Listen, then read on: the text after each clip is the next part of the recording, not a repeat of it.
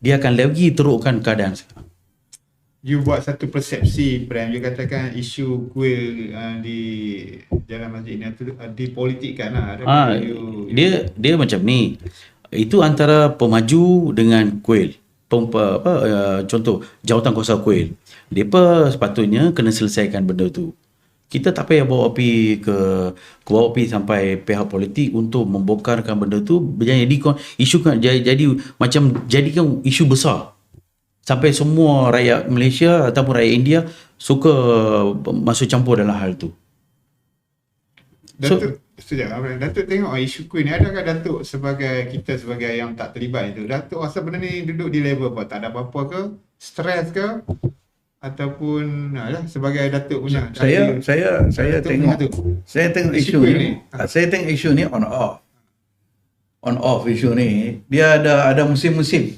Bukan di sepanjang masa. Ada ketika ada pihak yang bangkitkan tentang isu ni, dan dia sebelum Masjid India ni dah ada dah. Bukan baru. Bagi saya dalam kerajaan pun ada isu-isu ni. Cuma yang kita nak kena tengok sekarang ni, masalah pihak kaum India dan juga kaum lain, sopalah India kaum lain. Macam saya setuju dengan Prem kata tadi. Sebenarnya mereka ini tidak ada pihak yang berautoriti untuk mereka rujuk. Mesti ada satu pihak. Macam kita Islam, kita nak buat masjid. Kita paksa pergi ke majlis agama Islam. Kalau kita buat tanpa kebenaran, kita salah. Betul. Sebab itu ada majlis agama Islam. Begitu juga surau tidak boleh buat sewenang-wenang. Mesti didaftarkan di bawah. Dan dia mesti ada kebenaran. Mungkin musalla itu tak apa-apa sangatlah you nak buat tempat sembahyang di macam itu di RNR itu biasa ya, itu bilik saja. Tak berapa tu. Tapi bila nak melibatkan bangunan, dia mesti ada melibatkan autoriti, terutamanya kita bagi Islam. Pertama you buat, you ada direction tau, kena ada orang sahkan you direction, sebab kita sembahyang semua kena tuju kepada itu Mekah. Jadi you tak boleh buat ikut suka dia punya tu. Jadi tak apalah, dari segi Islam tu saya nampak diurus dengan baik setakat ni. Tetapi tak berlaku juga masalah dalam Islam seperti mana agama lain juga.